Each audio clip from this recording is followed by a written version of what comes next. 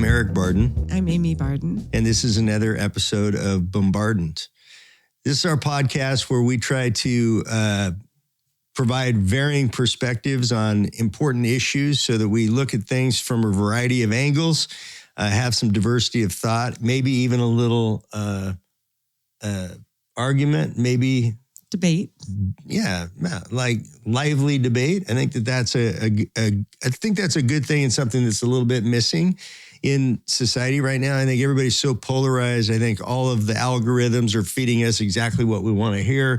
So we're not often hearing other perspectives. We're not often entertaining ideas that are different from ours. I know certainly, in my algorithm, I have to actively pursue different opinions or I will only get fed one thing. Yeah. It's funny how many times, especially in the last year, somebody's taken me aside and said, Amy, why is there a photo of you with this person? Or why did you talk to her? Why did you interview him? I'm like, same reason I'm talking to you. Yeah. I talk to everyone, anybody who has a perspective. Yeah. This podcast has folks from all different viewpoints and angles, and that's what we're proud of. Yeah. In today's episode, we're talking to Andrew Dameron, who is someone I agree with on everything. Ironically, okay, it's up to me to try to find something I disagree with. Maybe. Okay, we could talk about football. Well, he's a Broncos guy. I know, so. And this is we're recording this 2 days before the AFC and NFC championships, where we're pulling for Stidham and the Broncos because then it would be fun for the Hawks to crush them in the Super Bowl again. But we're happy to beat the heck out of the Patriots too, if that's what's required. It's going in a whole other direction. Yeah, no, you mentioned football. I think we should. Okay, so even then we agree we want the Broncos to win, is what you're saying. Well, I don't really care, but maybe that's what I'll disagree with Andrew about. Okay, so Andrew leads Denver 911. He is the best leader in the 911 industry, and also one of the innovators in crisis response. Denver Star was one of the early and strongest models and exemplars in the country. And I've visited Denver frequently. I've learned a lot from him. Also, the homeless response folks in the mayor's office. So I'm really excited to have this conversation. Yep. He is a really intelligent, engaged leader. Yeah. And this should be fun. Yeah. Let's do it.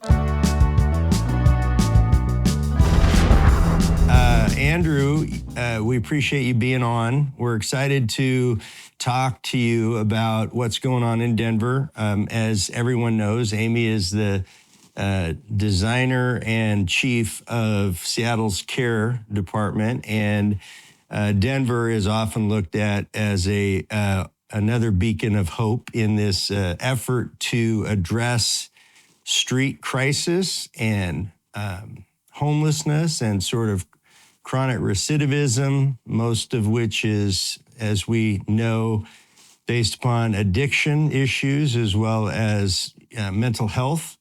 And so we're excited to have this conversation with you, see sort of the iterations that have gone on in your fine city and sort of compare them to what we're doing here so that hopefully we can get this thing figured out. Yeah, so will you just start at the beginning when you joined Denver 911 and tell us about STAR originally? Sure. Well, I've been a fan of the podcast since you guys launched, so it's really fun to be here chatting with you. Thank you. I joined the city of Denver as the director of Denver 911 in August of 2020. So that's actually 2 months after the STAR pilot launched. So I didn't get to be here for a lot of the hard work that went into making this a reality. But I have heard plenty of stories from the folks who were here, so I can kind of provide a little bit of that backstory. Denver had a successful co-responder program where we had clinicians riding with police officers that started in 2016. And following the launch of that program, 2 things were happening simultaneously. First, we had a lot of community voices that were asking for a 100% non-law enforcement response option. And we had clinicians who were riding with police officers who were responding to a lot of calls where they were coming out the other side going, we didn't really need the officer there for that. We could have handled this. So the then police chief, Paul Pazin, again, kind of in partnership with a lot of these community voices, really started the work on putting together the pilot program for what became STAR. The team took a lot of trips, at least one trip to Eugene to go meet with the Cahoots folks in 2018 or 2019. And then the STAR program launched in June of 2020. So that was one van operating just in the downtown core. It was staffed with a paramedic and a licensed clinical social worker, and it was a huge success. And I came in August of 2020, and in addition to drinking from the fire hose, learning how to be a 911 director, I was also kind of placed in this position of stewardship over the 911 portion of dispatching clinicians and civilians to certain 911 calls. So what was the impact? I don't think I had realized that planning started so far in advance of 2020. And then you've got George Floyd in 2020. So how did that impact the original design? Or buy-in? That's an excellent question. No, it really is. So again, not having been there for a lot of that work, I don't know what that looked like in the moment. What I can say is that the ripples of a post-George Floyd world were still felt even into 2021 and 2022 after I had joined the city. One of the first things that happened was that the STAR program, though it was successful, a lot of the community voices that had been instrumental in getting it off the ground, that had pushed the police department to do something like this, the police department said, great, yeah, let's do it. Those same community voices, after the program launched, said, okay, hey, we really love this, but we don't want it associated with police at all. We don't want it associated with public safety. And they lobbied to city council to remove it from the Department of Public Safety. And which to me, again, coming in from the outside, was a little bit frustrating, because what I saw was in a country where we were having a long overdue conversation about policing in the United States. And there was a lot about reimagining policing and kind of creating a better, more sustainable model. You had a police department like the Denver Police Department that not only were willing to do something differently, but were passionate about it and were advocating for it outside of Denver. And, then the city kind of goes, well, yeah, that's great, but we're going to take it away from you. Yeah. So the program was moved into our Department of Public Health and Environment, which was a struggle, right? Our Department of Public Health didn't have much, if any, experience with a field response. Totally different. Right? Yeah. And so totally different. And even to this day, we run into, that relationship with our Department of Public Health has improved by leaps and bounds. And we're in a much better place today than we were in 2021. But even today, they still, on occasion, forget that these folks, they work holidays. They work outside of normal business hours. They work weekends. So it's a different mindset coming from public safety and going into public health. So it's been one of the challenges. It's really frustrating from an observer perspective, because here you had this perfect opportunity. You had enthusiastic, willing law enforcement that are the masters of field response and 911 response, right? Crisis response, willing to collaborate with clinical professionals that, it's sort of you have to, when you step back and we see this all over the country, where the old school law enforcement, when you go to the police academy, you're sort of trained to think differently. You're trained to detect threats in any environment, because police officers are going to go into threatening environments. And so what happens is you have this hypersensitivity to threats. And so then when it's proposed that, we're going to send unarmed folks into crisis situations, the guttural sort of law enforcement response is, oh my gosh, there could be a threat there, and what would you do? Okay, so that's sort of foundationally what has been one of the biggest problems across the nation in terms of integrating the correct crisis response given the circumstance. And in Denver, you had a police department whose leadership was enthusiastic and willing to engage in a collaborative effort in this regard, and the officials decided to move it somewhere else. That's just so frustrating to me because it could have been so beautiful, but it wasn't. Well, it was for a minute. So Andrew knows this story. When I arrived on the scene, what I had heard from our electeds, and there's some admin in City Hall saying, oh, you should look at Denver. Denver's the model. And when you invited me down, I have always been grateful because it had already converted to that third-party outsourced model. I'm from the nonprofit sector. I was very unbiased. I thought, well, maybe that does make more sense. You've got folks with expertise and agility, and maybe it's more efficient. And you put me in a room of the providers. Do you remember this? And I felt like I spent an hour de-escalating. It was such a funny experience. It was so tense and combative and clearly anti-law enforcement, but anti-governmental.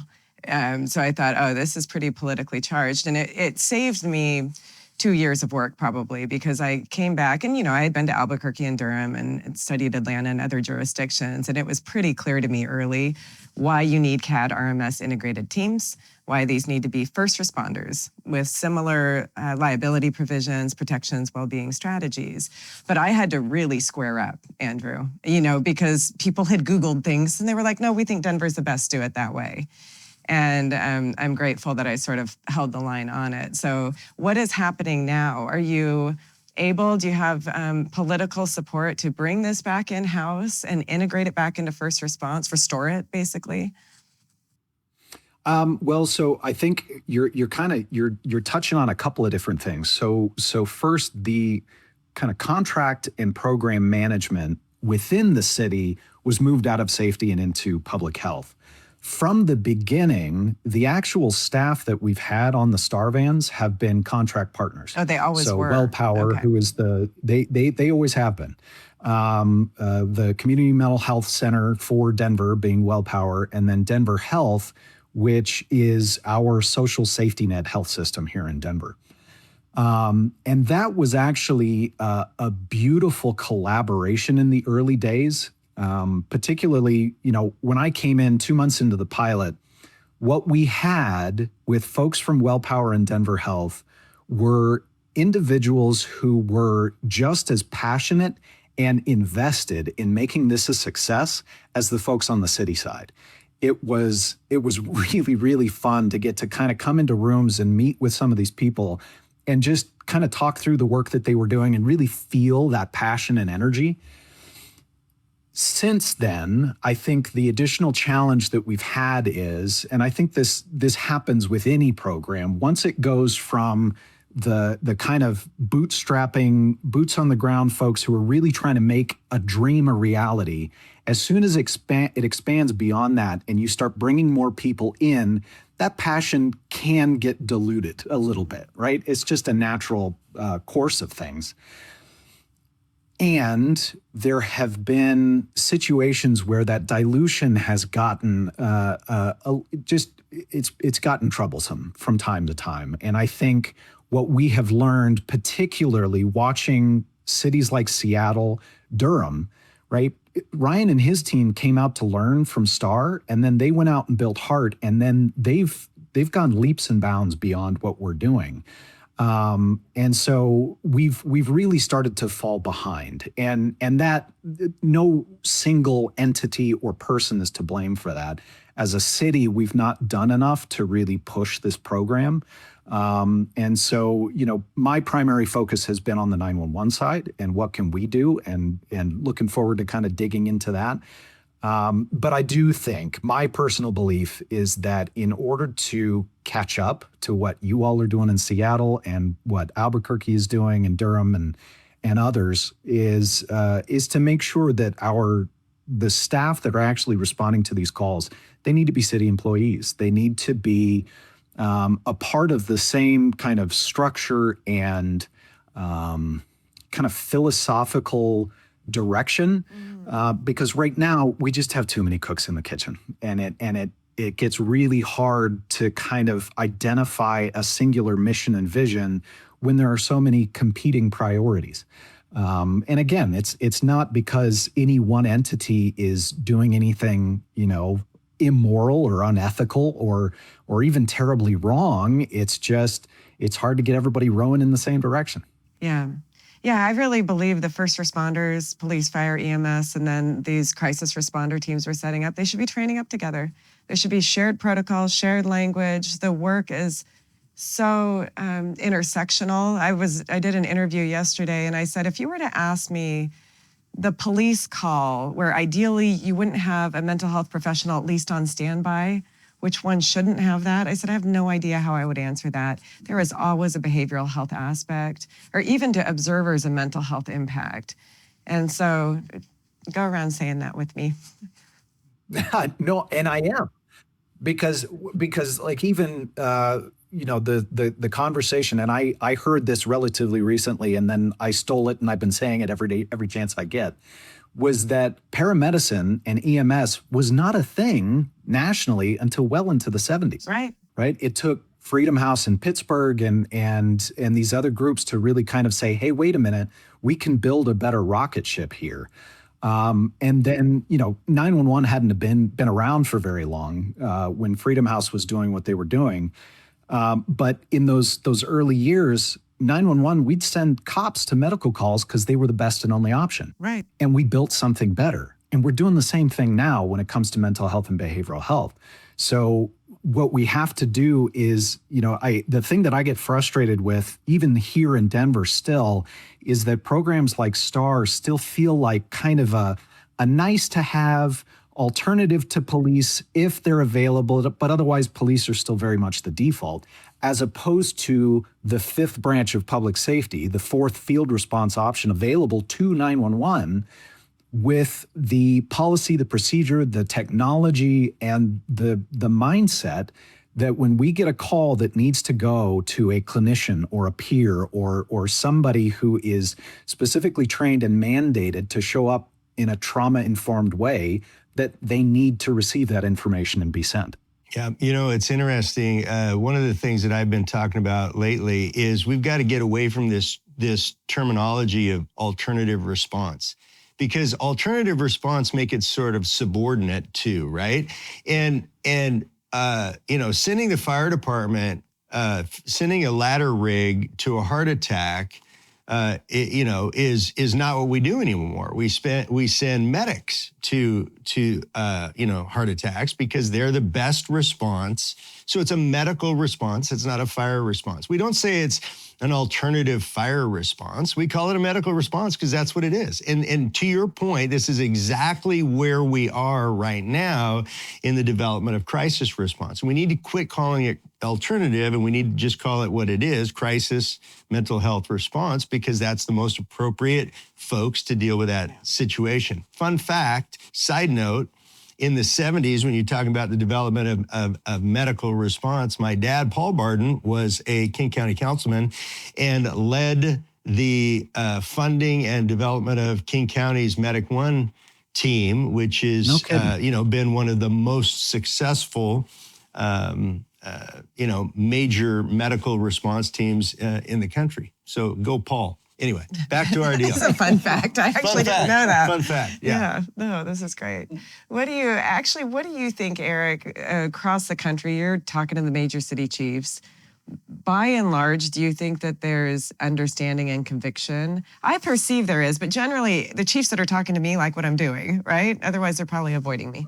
Yeah, I think that the, IACP, major city chiefs, PERF. I think that all of these organizations with the most progressive chiefs dialed in, and those the folks that are involved in these organizations are the ones that are trying to lead law enforcement into the next developments. I think they do support across the board crisis response. I mean, those of us in law enforcement for any period of time, I think you recognize in the first 2 or 3 years, first 2 or 3 weeks, that you're dealing with the same folks over and over and over and over again. And so if you're dealing with the same folks over and over again, and you're utilizing the tools available to law enforcement to deal with those folks, and you're dealing with them over and over and over again, maybe it's not working. Maybe we need a different tool to help folks get out of these self-destructive cycles. And I think that in law enforcement, we easily make that assessment, but we're not clinical folks. We're not clinically trained. We get some training, and it's not to say that police officers aren't very empathetic when trying to deal with folks, but we don't have the training or the knowledge or the tools or the resources available to get these folks into the programs that they need to get into, because if we did, there wouldn't be crisis response because it would have already been handled. Yeah. So I think most chiefs know that. There are some giving lip service who are not maybe providing the actual substantive support that would be necessary to really, I think as Andrew was talking about, you had a police department in Denver that was enthusiastically welcoming this additional tool. And that's really important. And not everybody does that. Not every chief. I mean, you look at Harold Medina in Albuquerque. I mean, this guy is an icon of progressive leadership, and he's just an old school cop. I mean, anybody that knows Harold, nobody goes, "Oh, look at him, he's an Ivy Leaguer." No, this dude is a down on the street, the kind of guy I love, right? We were just smoking cigars together. We were smoking so that's his lens. We smoked some cigars and maybe drank a little brown water recently, but I love the guy. But he's an absolute progressive leader in crisis response. Yeah. And in Albuquerque, it's flourishing. Yeah. Andrew, what's your perspective on just sort of the grander criminal legal system there? I mean, you've got city, county. You connected me with your sheriff, whom I like very much. And so it seems like things are a little bit more coordinated and simplified because of that city, county thing. But what do you see your role impacting that greater system, especially using 911 data? So I really kind of glommed on to the SAMHSA sequential intercept model and 911's role in Intercept 1, right? Our greatest power in this conversation is creating an environment in which we can actively prevent introduction into the criminal justice system through the work that we do, the decisions we make. And so, the view that I have taken is that we need to kind of maximize those opportunities to the greatest extent possible. We're very fortunate in Denver to have programs like the co-responder program and STAR. But, I've been actually meeting with folks from the mayor's office recently. Our current mayor has been taking a very, certainly unique to Denver. I don't know if it's unique nationally, but a unique approach to resolving our homeless crisis. And one of the things that he has been repeatedly frustrated by is this kind of membrane that exists between public safety and criminal justice information systems and the people who are best equipped to be out in the field and helping people. And so he has created all of these teams that are out on the streets on a daily basis, composed of folks from our Department of Public Health and our homeless services department and Denver Human Services and all of these different groups. And for reasons that are mostly controlled by the FBI, there's a lot of limitations to what we can do over here at 911. And so what I have really been trying to do is work with them to find those avenues where we can kind of pierce that membrane while still maintaining compliance with all the CJIS rules and the things that we are held to. but that supports those efforts in a way that brings services to the people, as opposed to waiting until they get arrested and taken to jail and then offering services. Yeah. So that intercept that 911 represents is the opportunity to divert elsewhere. And we're fortunate in Denver to have a larger public safety system that is supportive of that. We've got the Solution Center here, which is a 24/7 drop-off just for first responders, right? Our police officers can take somebody there as opposed to jail. These are the kind of things that we need more of, I think, across the country. I also recognize the extraordinary kind of privilege of a large city like Denver or Seattle. We have the funding, we have the resources, we have the depth chart to kind of build things like this, whereas some of your rural communities don't necessarily have that. But the opportunities exist, and the more we can do to kind of create best practice, and kind of create the expectation, the more it can be replicated even in those rural communities. Yeah. You remember I got to spend a little time with your mayor. I think it was the first year in office. And I was pretty entertained, actually, because I asked him a question and he flipped a paper over and basically started drawing the sequential intercept map. He was talking about his on-roads and off-roads. But I really appreciated the energy. I thought he was very creative and willing to collaborate and willing to think differently. And I think sometimes there's this perspective that, this is how we do things. This is how the system is. Right? It's like we're going to default to police. We're going to find who's good and who's bad, and we're going to sort them out. And the best leaders in the country right now, in my estimation, are outsiders. There are people who are looking at a discipline through a different lens and thinking creatively about the solution. So, how do you talk about the moral imperative of the intervention a lot? You and I are usually just in 911 land. Yeah. And honestly, I try to stay in that lane because that's the lane that I understand really well. What I can say is that I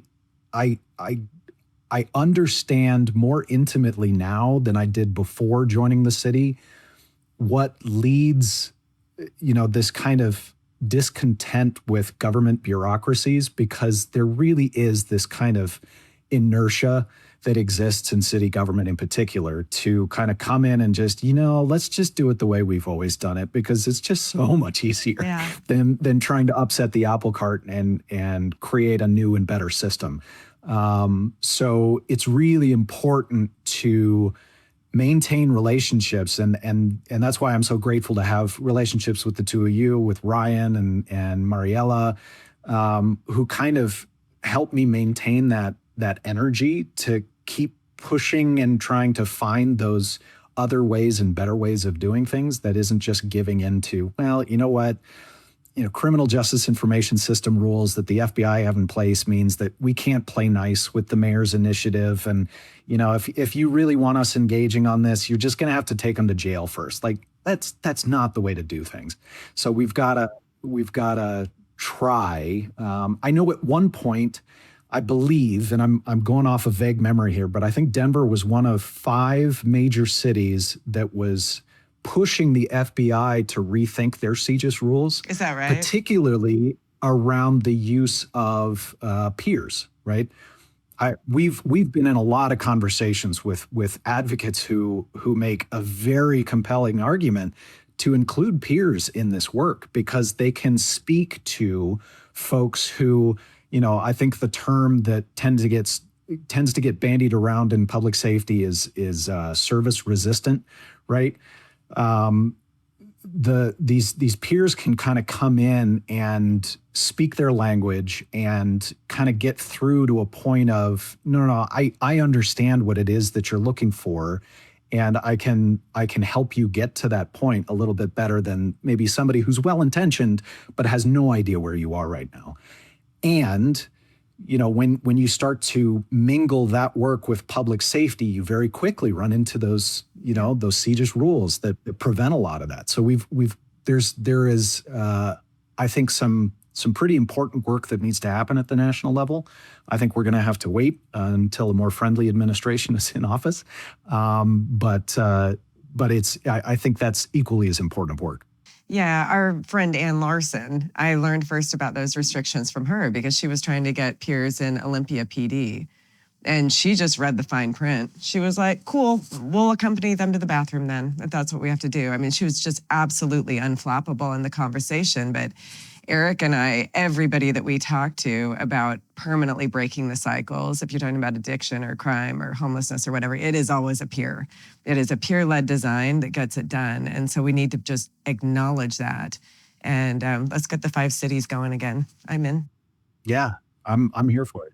Look, and let's address the elephant in the room, right? Folks are reticent to turn over the reins to former addicts. That's the reality. And so what we've seen through, and I'm sure Andrew has seen as well, is some of the most rock star solid folks with the highest degrees of integrity that we know are former addicts, right? They've been through the fire and come out stronger than your average person on the other side. We've also seen, won't mention the local county, but we've also seen where... He's trying to get me fired today. I don't know why.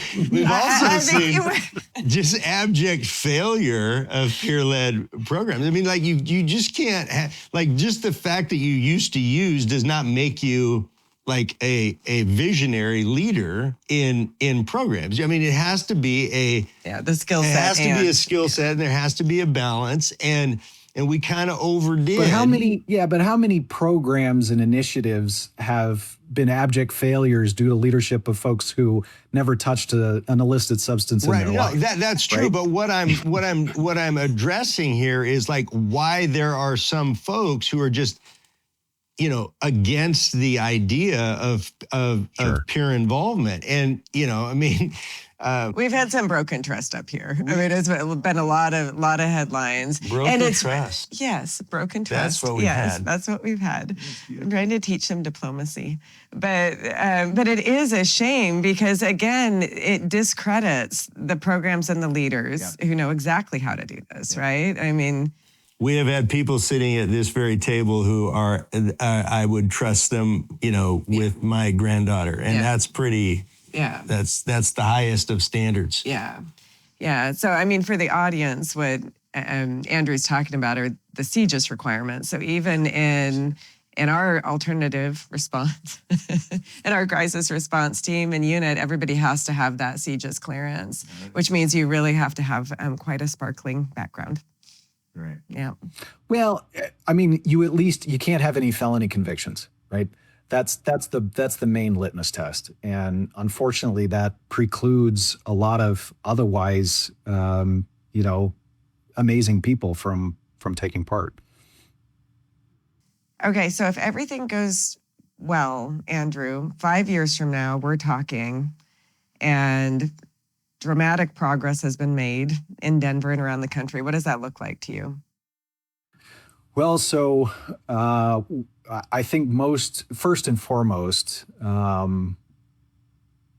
the work that we're doing at Denver 911 will have borne fruit. So kind of what we're working on now, we kind of started talking about the field response part of the program and certainly the larger criminal justice elements. And it's really hard to talk through crisis response and this kind of new vision for what it means to help people who reach out for help without including all of those elements. And I think I know just enough to be dangerous because I hang out with people like you guys and Mariella who truly, you all have a very comprehensive view of kind of this space. And I think, coming from my perspective as a 911 director, the low-hanging fruit is creating a system in which 911 not only has the tools and the understanding and the best practices, but the expectation that they directly dispatch programs like this across the country. So what we are working on here, and matter of fact, it was well timed. I right before you and we all started recording, I was having a meeting with some of the folks on my team where, Eric, you spoke earlier about kind of the cop mindset and how when you go through the academy, you're trained to think differently than a civilian does. And we've done the exact same thing to our 911 personnel. We have trained them to think about the worst case scenario, scene safety, officer safety, assume the worst on every call, because the assumption has always been you need to err on the side of caution, and that looks like sending a cop, because that is the way you err on the side of caution. And what we're learning is that we need to do more to think about the potential harms that can occur if we do send a police officer, and that is not the appropriate response. And so this world that we're asking our 911 folks to move into includes both the pessimistic kind of critical thinking world of traditional 911 and this kind of empathetic, optimistic, assuming positive intent world of crisis response and assisting people who need it. And those can be very difficult worlds for a single individual to hold in parallel. And so we are spending a lot of time and energy trying to figure out how we do that well. And we've tried a lot of things. We've developed training programs that, kind of the Simon Sinek methodology of start with why, and really explain to the team what it is that we're trying to achieve at a philosophical level. But then also digging into the tools that we're using, right? We just finished a 4-year process to acquire a new computer-aided dispatch platform, which for anybody who doesn't work in 911, that is a massive, complex piece of software that touches everything that public safety does and beyond. And so how do we get, and these CAD systems, most of them are designed to dispatch police, fire, and EMS. And if it's not a police car, a fire truck, or an ambulance, the CAD system doesn't know what to do with it. Our current CAD, if we get a call about a suicidal subject, right, a call that would be perfect for STAR, the dispatcher has a giant red countdown telling them they need to send police officers, and they need to do it in the minutes and seconds that are currently counting down. And that is not conducive to slowing down enough to go, does this person need an armed law enforcement response, or do they need, a clinician who is specifically trained to help this individual in their time of crisis? So we're working both on the technology side, the training side, and then on the structural side. So I spoke earlier about the fact that STAR tends to be an alternative to police if it's available. Otherwise, police is still the default response. And my office lights are turning off on me. But what we want is STAR to be its own response kind of category and mechanism, such that it is the default rather than police being the default. So what we've done is we've built out a new dispatch console. We have created a citywide radio channel for the STAR teams, such that as soon as I have the staffing available, which we're hiring for now, we are going to staff an additional workstation that is just the STAR dispatcher. And so much like police calls for service, go to the police dispatcher, fire calls for service, go to the fire dispatcher, STAR calls for service will go to the STAR dispatcher. And if they need to escalate to police, they can. If they need to escalate to paramedics, they can. But the place we're starting from is, no, this person needs a mental health or behavioral health response. And then we work and build from there.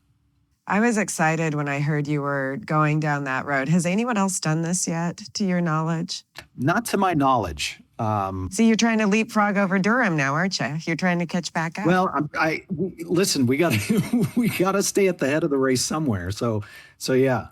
Yeah, that's awesome. I'm excited to copy everything that you do. So thank you. Hey, listen, it'll be available. And that's also the beauty of this is, I came from the private sector immediately before this job, where even though I worked for a company that was very service oriented, we supported healthcare, and so kind of being in service to patients was very much a part of the ethos of the company. I still had to worry about my bottom line and whether or not, my team was a cost center or revenue driving and that sort of thing. And any attempt to learn from what competitors had done, could very easily kind of transition into corporate espionage. So you have to walk that line. Whereas in the public sector, we share ideas freely and regularly, and, we get together and, we have conversations and we go, oh, hey, I really like what you're doing. I mean, again, going back to Durham, Ryan is probably sick of me sending people to Durham because every time somebody asks me about data, how to track data in a good way that is actionable while still respecting privacy, I just go, oh, you need to go out to Durham. There's no place like it. I mean, I do the same thing. But what I appreciate about you all too is when I started, as much as there was guidance about what works, there were a lot of cautionary tales. And I always appreciated the humility to just go, I thought this made sense. It did not work. You can try it if you want, however. And I think that is the best thing we can do for the industry. I think it's funny that we're like the grandparents, already, because it's such a young space, but contributing honestly what we know, what we don't know, what we're not sure of. I think that's what the leaders all need to do right now. Yeah, I think you did an excellent job of sort of articulating the complexity of the issue. And I really like the idea of, why are you doing this? Why are you doing what he's doing? I mean, have a separate dispatch for care so that you shepherd it along like it should be shepherded. If only that had occurred to me. I don't know. I know. Thank you, Andrew. We appreciate your leadership. I'll bring the podcast to the city council and that'll be my next presentation. Well, I mean, it's not easy to do, right? And I mean, in Seattle, you all have only very recently become a separate entity outside of the police department, and even in a progressive city like Seattle, where you have great police leadership who are willing to kind of support some of this, some of the times. It's still hard to unwind, decades of history. And so it cannot be understated how uncomfortable it is for folks who work in government who are not used to that kind of structural discomfort. It's equally the most difficult part of our job. And I think for me, it's one of the most fun parts of the job.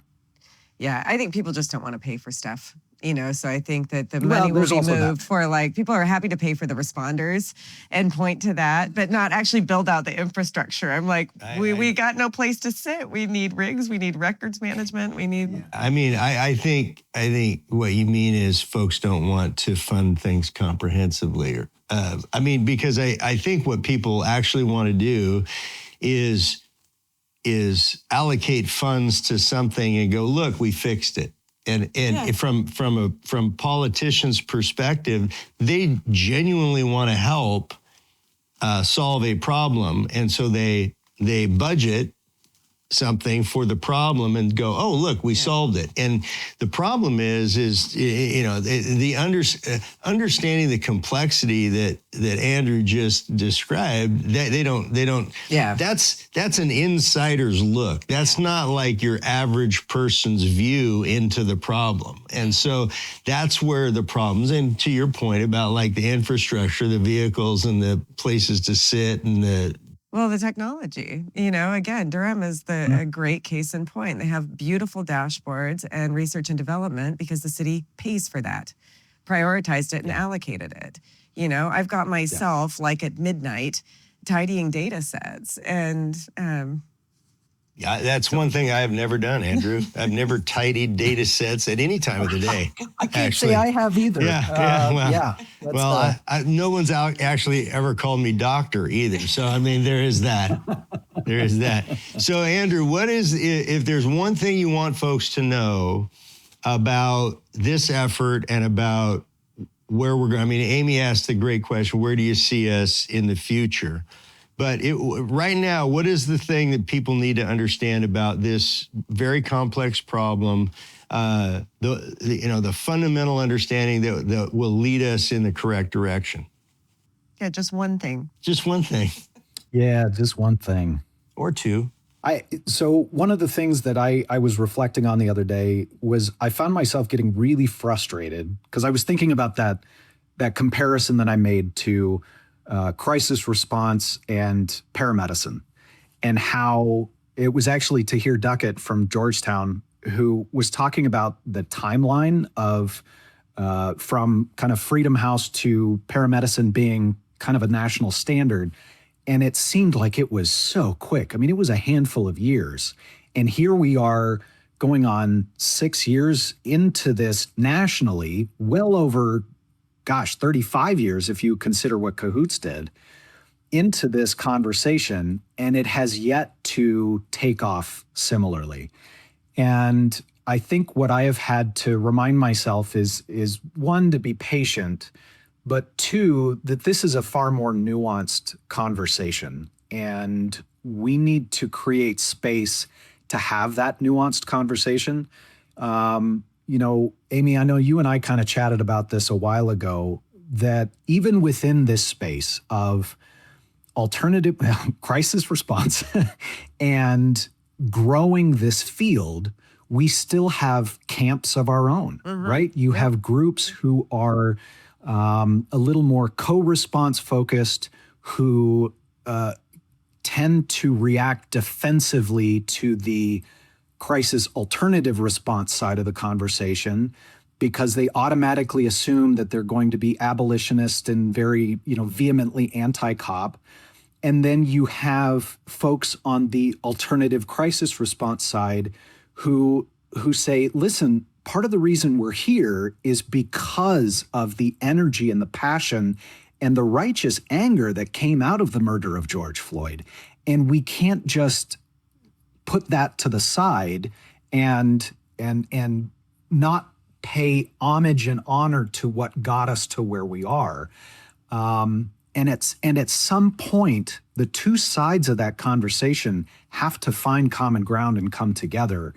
And, in a city like Denver, not on a philosophical level, but at least on an operational level, we're trying to create space for 911 to be that bridge and provide a spectrum of response options from STAR to co-response to police to whatever else, and that needs to be a spectrum with the ability to kind of shift and adjust as the situation calls for it.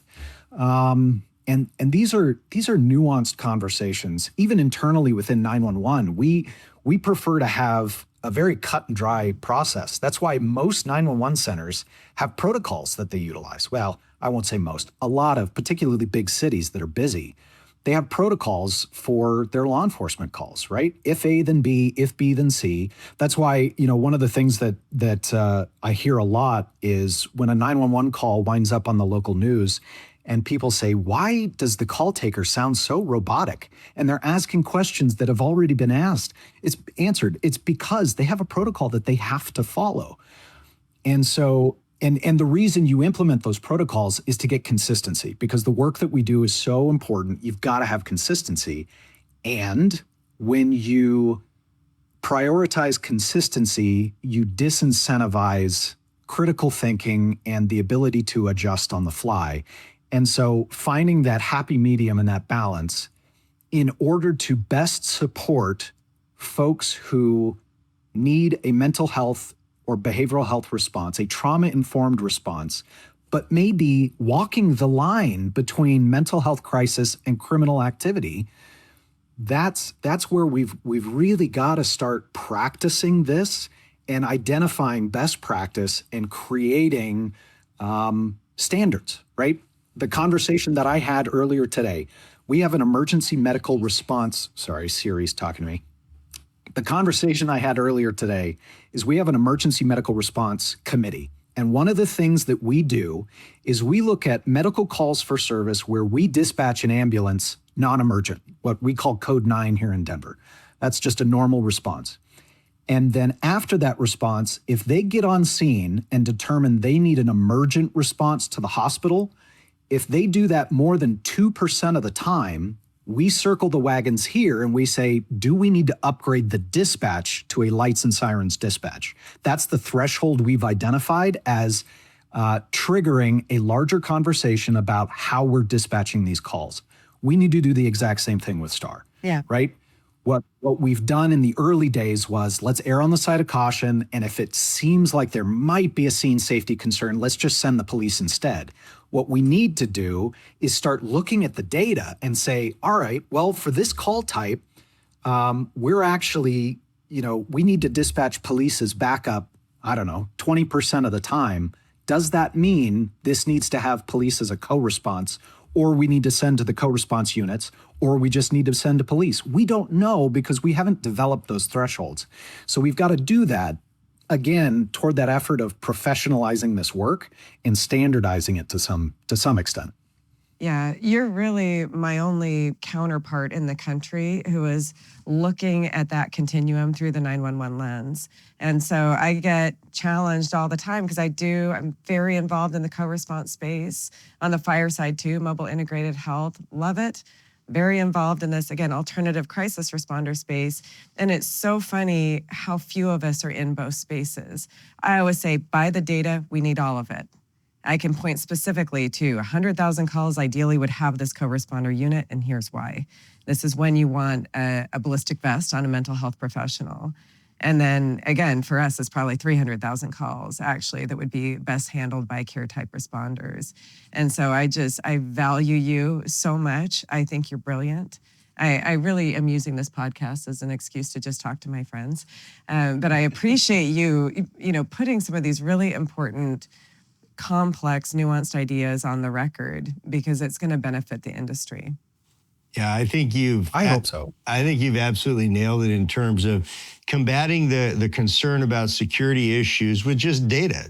Like, okay, how many times and what categories of calls for help require police response and appropriately dispatch those. But there's also a huge number of them that don't require any police response. And the problem is that when the police are the ones assessing whether or not there are tools or resources available for that person, and the police don't have the skill set, the interview perspective from a crisis responders, trauma-informed perspective, we lose people. We lose people that could have been shuttled into a recovery path, and that's not good for them, and it's not good for the community. So getting the right response to the right call is the mandate, and the way to overcome the security concerns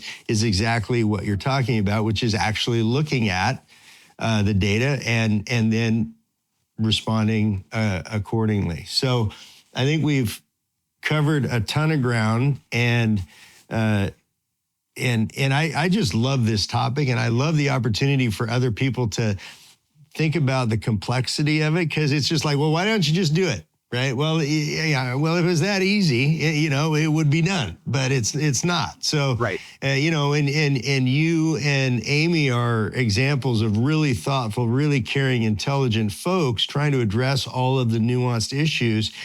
And the ability to articulate it in such a way that other people can listen to this. Oh, I get it. It is a little bit difficult. But I think we're on the right track, and getting folks the help that they need before arrest and after, by the way. I'm still a big proponent of providing services to folks who are just decompensating to the point where they're harming community and need to be extracted and given a moment to reset, and providing those folks the resources to do so. I think, both sides, before arrest and after arrest, we need to do a better job. And I think our communities will be safer and happier and healthier because of it. Absolutely. Onward. Boom. Yeah. I'll see you in New York in a few weeks. Thank you so much. Well, and Andrew, it's not your first time, but this is your first time being recorded as bombarded. Yeah, he has been bombarded. You have been bombarded before.